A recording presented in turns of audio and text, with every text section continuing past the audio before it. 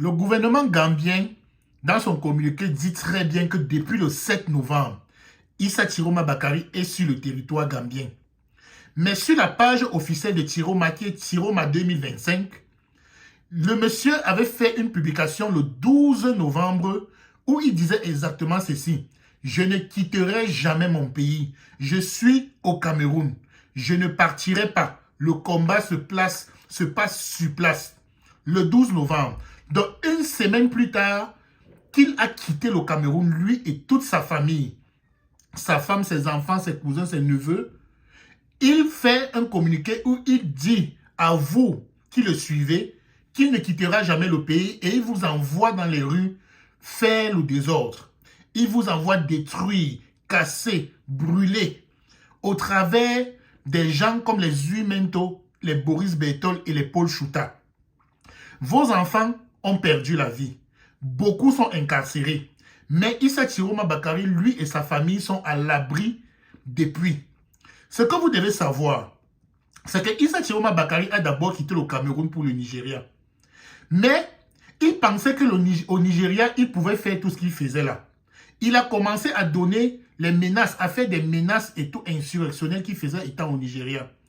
Le gouvernement du Nigeria, donc, voyant les relations diplomatiques qu'ils entretiennent avec le Cameroun et ne voulant pas mettre ces relations diplomatiques en péril pour un seul homme, parce que comme je vous dis encore, on ne blague pas avec l'intégrité d'un pays, le gouvernement du Nigeria s'est mis à mettre la pression sur Issa Chiroma Bakari pour qu'il arrête le type de communication qu'il faisait.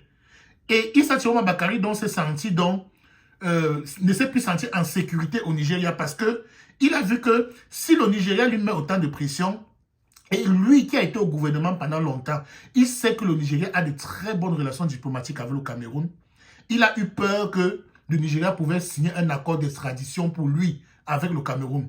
Et c'est comme ça qu'il quitte donc le Nigeria.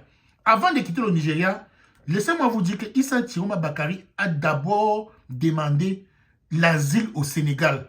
Mais les Sénégalais ont refusé. Le Sénégal n'a même pas accepté de l'accueillir sur leur territoire. Toujours pour les raisons diplomatiques. Parce que le Sénégal ne veut pas mettre en péril ses relations diplomatiques avec le Cameroun. C'est pour ça que vous devez comprendre que le Cameroun n'est pas un petit pays en Afrique. Le Cameroun n'est pas un pays avec lequel on badine ou on blague.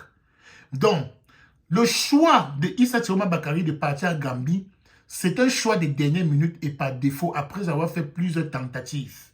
Et certes, vous avez entendu son avocat dire que le président gambien actuel avait connu une situation similaire au sien. Oui, c'est vrai. Mais c'est un choix.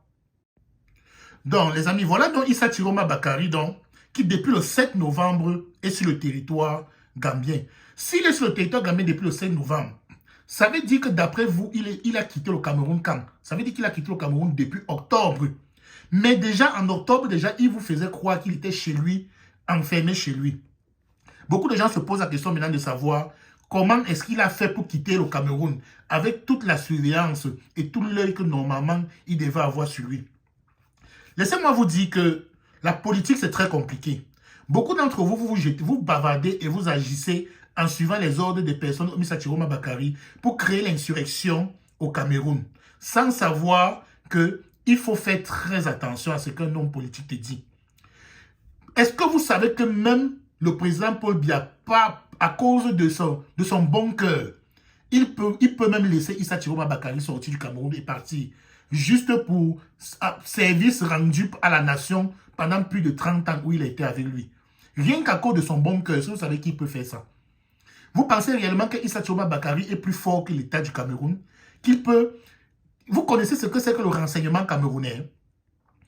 Le renseignement camerounais c'est peut-être le meilleur des renseignements en Afrique. Le renseignement camerounais, c'est une autre dimension. Vous ne pouvez pas, si au Cameroun, si tu es au Cameroun, tu te caches, et on ne t'a pas trouvé, c'est que le renseignement camerounais a décidé de ne pas te trouver. Peu importe où tu te caches au Cameroun, le renseignement camerounais tombe derrière toi, on te trouve. Donc, c'est pour vous dire que quand vous mettez vos bouches dans les choses que vous ne comprenez pas, Issa Chiroma Bakari vous demande d'aller dans les rues, d'aller casser et brûler. Oui, parce qu'il a demandé que vous allez casser et brûler. Puisque les humains que les Boris Berthold portent sa parole. Aujourd'hui, il a choisi même Maître Alice Com, une grande défenseuse des droits LGBT pour porter sa parole. Mais vous voyez vraiment que ce monsieur est tellement controversé à tous les points. Comment vous pouvez imaginer un seul instant qu'on devrait laisser un monsieur comme ça être présent dans ce pays? Moi, je dis que même si c'était démontré qu'Issa Tchimou Bakary a gagné l'élection, moi, je suis pour qu'il ne soit pas président. Parce que ce qui est légal n'est pas forcément légitime. Et je dis que Issa Tchimou Bakary n'est pas légitime. Pour être président de ce pays, il ne mérite pas être président de ce pays. Il ne mérite pas. Donc, je dis que même si on prouve que oui, il a gagné, moi, je dis qu'il ne mérite pas d'être président. Il ne mérite pas. Il va mener ce pays dans l'abîme et l'enfer. Alors, les amis, faites très attention. Ceux qui vont respecter le mot d'ordre là, de dimanche à mardi là, de ville morte là, méfiez-vous. Vous serez interpellés. Vous allez aller en prison. Et c'est vos familles qui vont pleurer. Sortez faire vos activités. N'écoutez plus ces gens-là. Continuez vos vies.